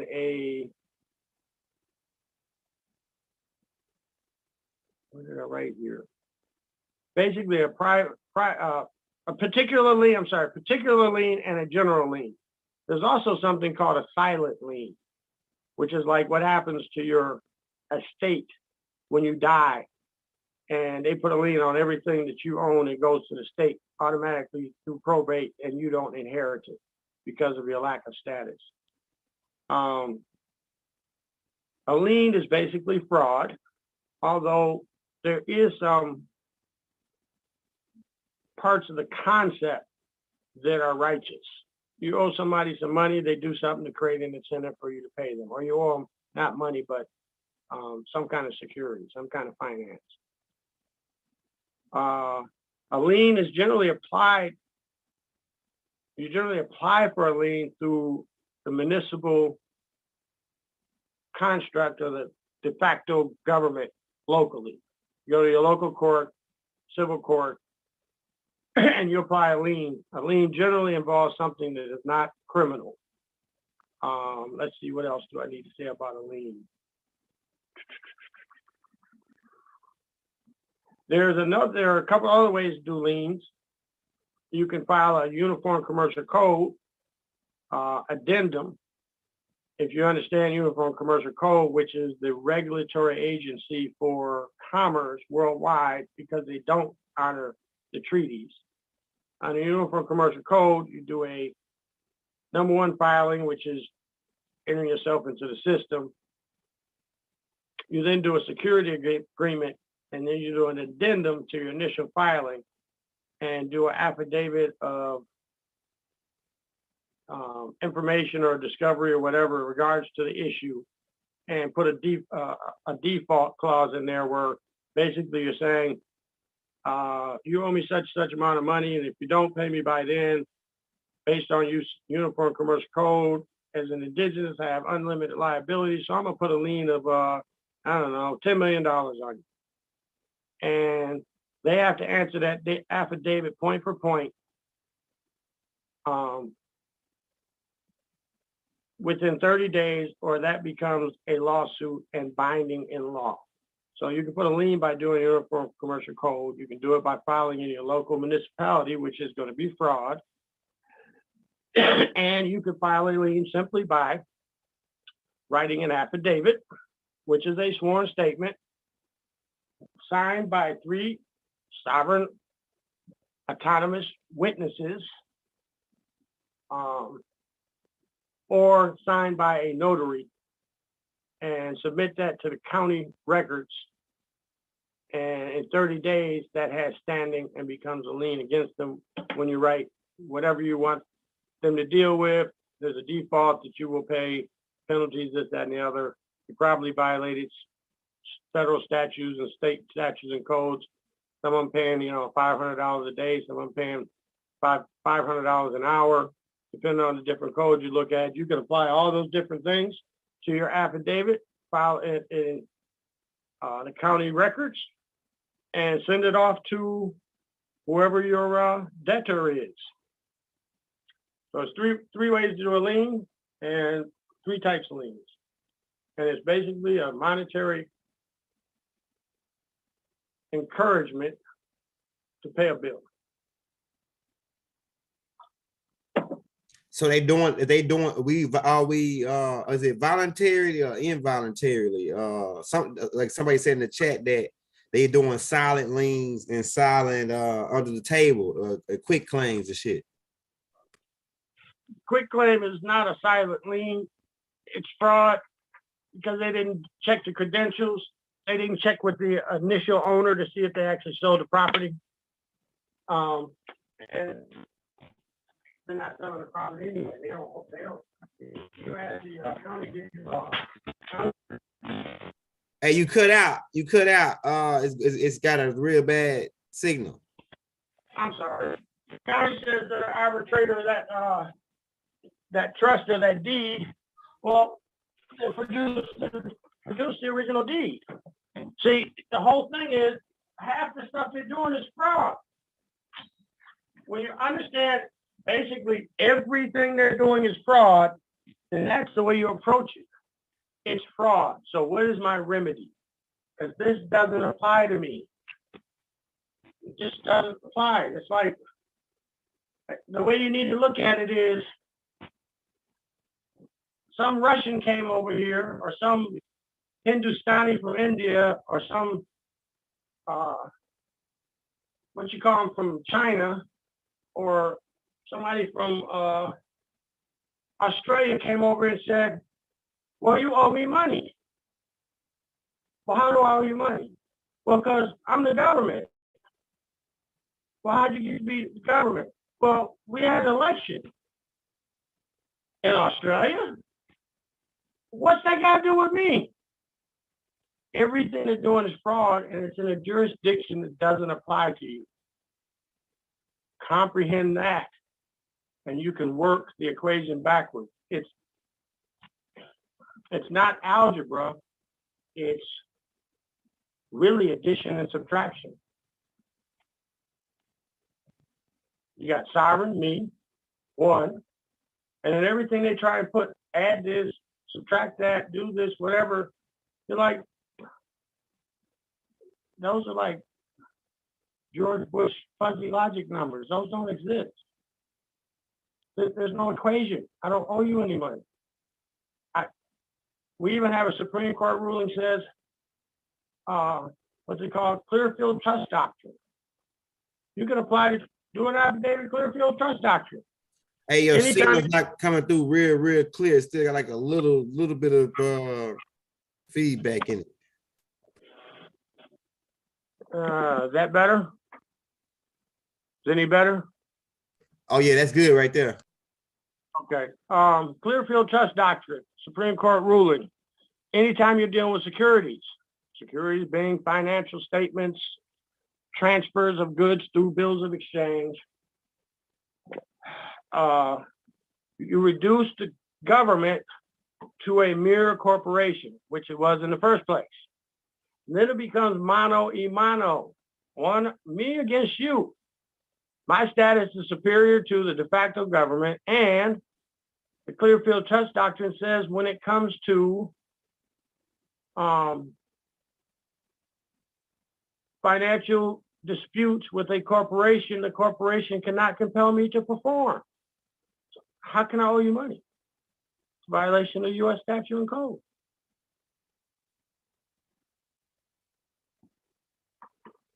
All right. There are many go ahead. remedy stuff out here. You just got to study. All right, the next we might not get all the questions on this show. We'll come back with part 2 because we don't want to hold you long. We got 20 minutes, so then we're gonna do a part 2 on another day. That way you come back with the last half of the questions, and also that'll give you time to get more on it. We might have a couple more questions added to that list on the next show, but this is good. This is real good. We're getting a basic layout of the shit that we need to know. Even though people say, "Oh, paperwork is out." We want to have both sides. We want to keep the mindset that paperwork is out, and want to keep the mind of we know how to do this paperwork if we got to do it. So we want to keep both sides of the field. That's why we bringing you this information. We want to know all the shit. We don't want to know just say fuck it. Because I used to do that. I used to do that a lot. I used to say the world is gonna end. Fuck it. Like I ain't got to do this, and then they come back to hunt me later. They come back to hunt me later. So I want to cover all the T's, dot all the I's, and have it all down pat. That's why we're bringing you this tape. All right, so let's get to the next question. We got about 20 minutes. Then we're gonna let the brother Simeon will come back on another. And we writing all the questions that y'all asked in the chat. I'm writing them down, and I'm gonna send them to the brother Simeon so he can do his study on it. So we come back on. But the next question we have for you, brother, let's get a good one in. For like the last couple. So we're gonna skip that. We'll skip the plea because I think you already talked about the plea. We'll talk about what is color of a law. What is color of law?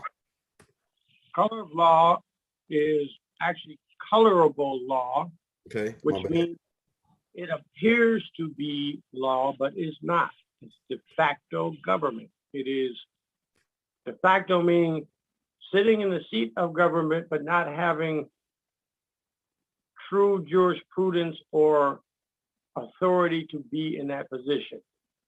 That's what they operate under in this world is maritime colorable law. Maritime meaning on the water. Basically, they said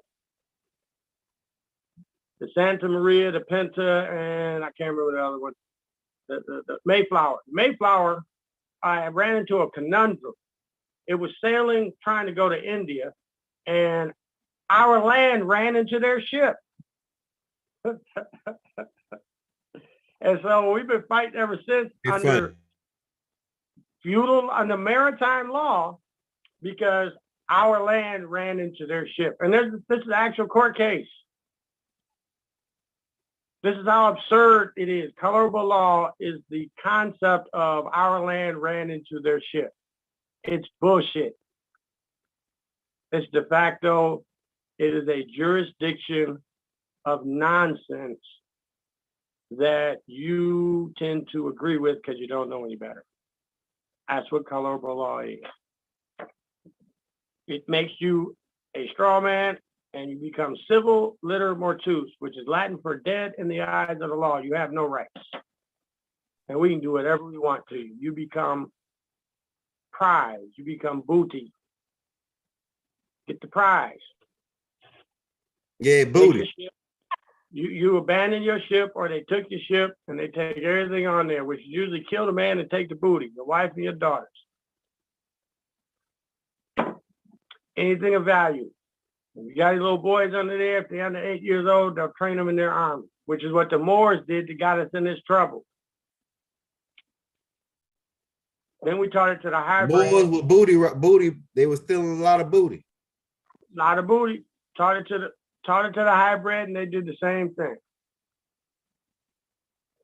But we started this mess. Wasn't all of us. Just them dirty Moors. Yeah, them freaky, lazy, dirty Moors, man. They was gone. They was all about that booty. Hey, you know, sleeping with an animal is immoral. Some things you shouldn't sleep with. I don't care what it looked like. Hey, I will say there's one race, a human race, but not everything that walks on two legs, has two arms and a head is human. right. And human actually means animal. I ain't a human. I'm a man. Birth of a woman. Autonomous, indigenous, aboriginal, Moorish, American national. I am that I am. I have an appellation called Simeon Wellborn L. Simeon L, that's appellation because I'm not a person, place, or thing. When they ask you, what is your name? What is not my name? Why do you keep saying that? My name is, I don't have a name. I have an appellation. My mama calls me Simeon. My title is L. The cultures and the language we have to master to get out of this mess. The battle is really in your mind, learning the language to get out of this mess. Hey, so for example, colorable law, let's say if a cop pull you over, and how would they go by using colorable law on you? Like, get the hell out of your car. I'm gonna search your car. Is that part of like doing shit, violating your rights without making it look like it's law and it's not law? First thing you do is they flag you. You decide whether you're going to have them follow you to a police station, call 911 and tell them you're going to a police station, tell them the car's following you on such a road. You want to meet them at the police station. You feel endangered. You do not want to stop. You don't want them shooting you because you're going to the police station. Otherwise, pull over, crack your window, and ask them why they pulled you over. And then ask them, what crime are you committing? Did you commit, or you're about to commit? And then ask them about their oath. And that before you ask them what crime you committed, ask them, did they swear an oath to uphold the Constitution? Enter that in the record. Yep. So you now put them in jeopardy of violating the Constitution if they're sworn oath. Then you ask them, what crime have I committed, am I committing, or am I about to commit? And they'll say, well, you were driving 35 and a 25. And you say, I'm sorry. Dude, man, woman, it, thing, don't call them officer because you just gave them jurisdiction. You might not even say sir. That's sire. That's like king. Dude, you're sadly mistaken. I was traveling. You have driver's license registration. What do you? I don't know what you're talking about. Driver's license registration. I don't know what I don't know what you're talking about. No, I don't have any of those things. Now you have to be careful. You have to be wise enough. If you answer questions wrong, they will put you under observation kidnap you and put you under psychological observation for 2 days. So when you present certain things, like, I don't understand the question. To understand means I agree to your jurisdiction and agree to pay compensation. So you never say, when they ask you a question, you understand? No, I don't understand. I comprehend and I object. So your first thing is, why have you pulled me over? What crime have I committed? And I'm traveling. And if I haven't committed a crime, I don't have to produce any ID. Can I please have your badge number and your name? And what's your nationality, by the way? Because now you've taken it to international court, because that's where everything you do goes to international court. You're a sovereign, you're a foreign national to the United States. Everything you do goes to international court. They don't have jurisdiction. They shouldn't be pulling you over. You didn't commit a crime. And it's a civil crime. Why does a traffic, which is human trafficking, international crime? Why is traffic, how does it wind up in criminal court? Where's the injured party? You're doing 65 and a 20. Exactly. Where's the injured party? So once again, what law have you comprehend the construct? They don't have jurisdiction. Where do they get authority from? Do they have a letter of authorization from Congress to operate? Now you start going, it's the fraternity of I forget what they call them, fraternity of something, policemen. It's a construct you can write. You can go to the private corporation for your city, city of such and such a police department, start writing the executives, who owns that corporation, and start sending them letters, affidavits of how their corporation violated your oath and you're holding them personally accountable. And the magistrate, you start asking for his chamber number, start saying you go report to IRS. The whole process should be in your head when they pull you over. Every question is an offer of contract. So how do you answer it? Anything you say can and will be used against you in a court of law. Ask your question, you object. I don't have to answer your questions. Did I commit a crime? If I didn't commit a crime, I'm traveling. Well, let's get a supervisor out here. The supervisor out here, stand on your nationality. Don't have jurisdiction for you traveling, unless you're doing commerce. You're driving a cab, working for Lowe's or somebody carrying products around, you're working for UPS, you're under their jurisdiction. But you're not. You are, but you're not. Because technically they still don't have jurisdiction. You did sign a contract and you are doing commerce. But in general, the whole construct is they don't have jurisdiction to pull you over. So you start tearing that apart. What is the foundation of this? I'm sovereign, you're not. You're trying to do commerce, and I'm about to take your kid's college fund away because they're going to lien your badge. If you have a bond on the badge. Most police officers don't have a bond on their badge right now. They're working as highwaymen. Totally illegal. No bond. So you address them by objecting to them having jurisdiction. And you study what jurisdiction do they have. Now you know when they violate it. What is their jurisdiction? What law do they bring up? What are the common laws they pull you over for? Speeding. Well, we got state Supreme Court rulings, public rulings, and federal rulings that say I have the right to travel. So I'll just bring that up in court. I'll bring it up with you now. Maybe you'll stop trying to do a lawsuit and realize it's too much trouble to fool with me. Leave me alone.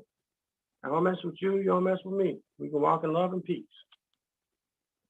But you start doing that commerce on my land,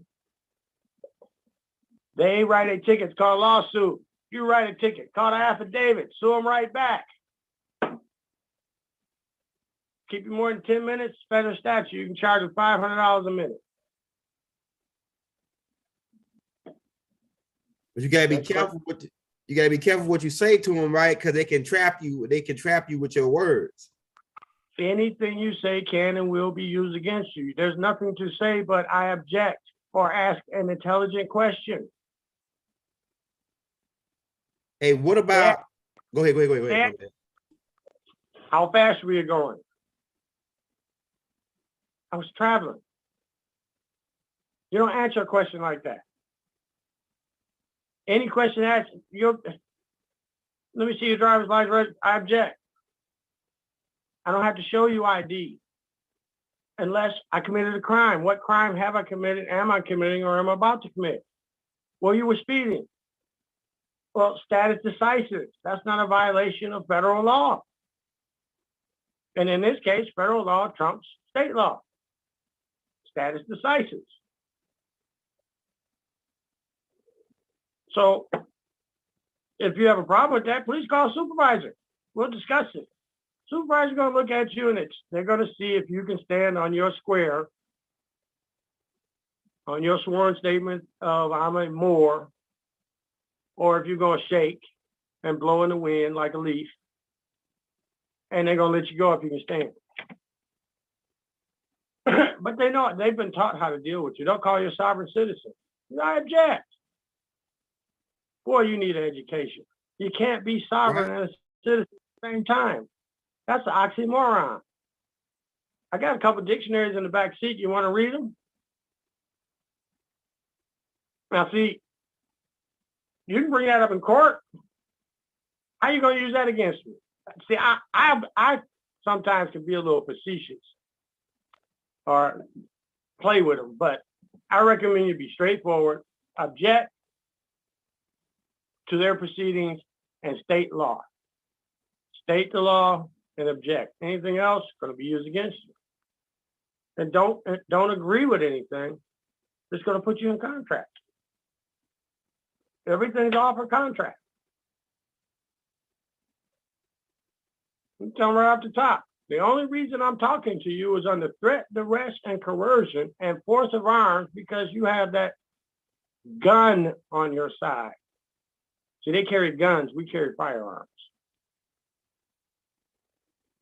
Other than that, I'd be pulling off. But because you have that gun under force of arms, threat, duress, and coercion, I capitulate.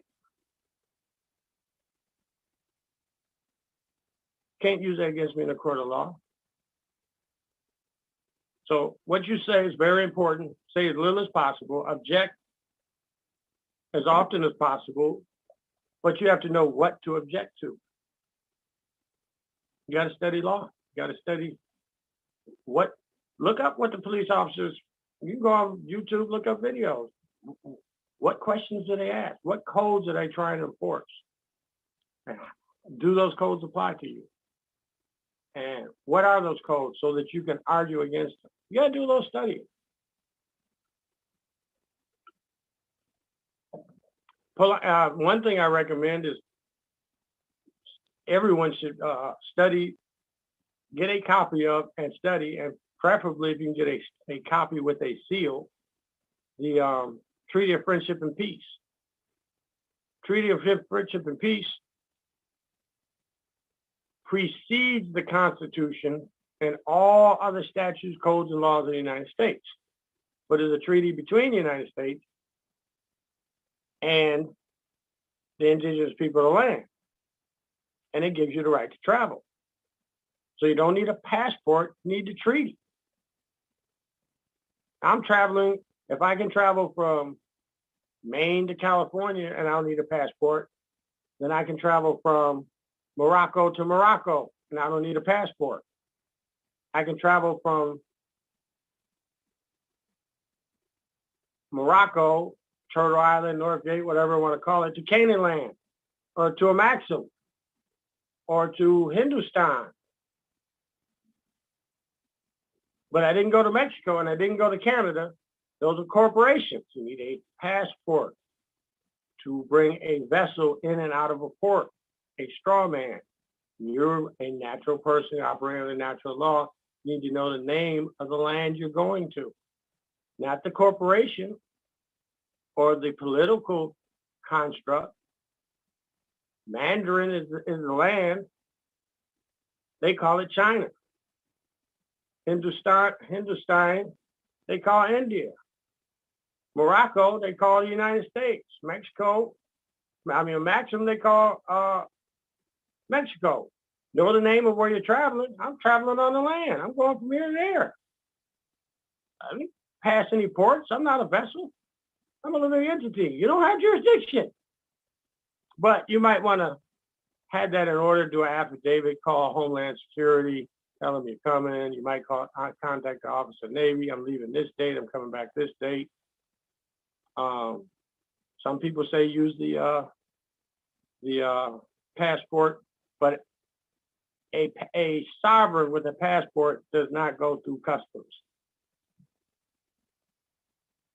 You watch foreigners who know their nationality, they don't go through all that. They go through a separate door, get off and on the plane.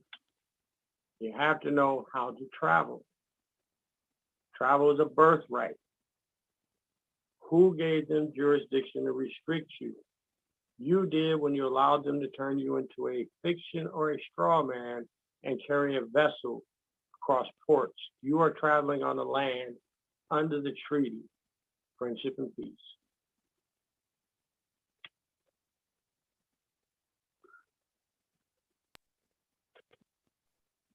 Hey, Simeon, how long you got, man? Because we can keep going, but I mean, like, I usually like to let that, huh? I'm good. I can keep going if you want to keep going. Okay, all right. So like that's what we'll do. We'll cut it and we'll take a break and let you like, yeah, use the bathroom or something. We'll come back with a part 2 because I got like them last parts of the questions is fire. So you want to take a break, like a 15-minute break, and then we'll come back. If you want to, I'm good either way. I don't. Okay, all right. That's what we're gonna do. We're gonna take about a 15-20-minute break, YouTube. And we're gonna come back with part 2 in about 10 to 15 minutes, and we're gonna keep going because the next couple of questions is fire, and you going in. Everybody loving it. We got like 200 people on right now, so we're gonna be back again with Unplugged from the Matrix with Simeon part 2, man. So give us about a 20-minute break. We'll be back. All right, Simeon. It's gonna be the same link that I just sent you already. Just give me about 20 minutes. One last disclaimer. Don't take my word on it. Look it up and study it. Show yourself approved. Study it for yourself. Don't just take my word. Know it for yourself so you can argue.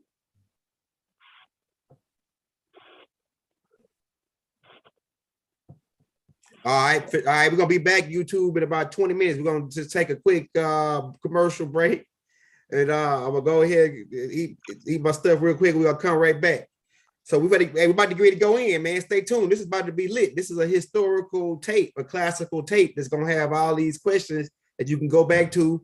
And then what you can do is all the stuff Simeon talked about, you can go back and write it down and start doing your own research so you can know it, so you can teach, so you can be able to teach it, so you can be able to use it, know it where it's repetitive, where you can just, it's like robotic, you know what I'm saying? So we're about to get up out of here, man. We're gonna be right back in about 25 minutes. Hey, all right, Simeon, it's gonna be the same link. So I'm gonna text you when I'm live again. Thank you, young elder. Thank you, these people.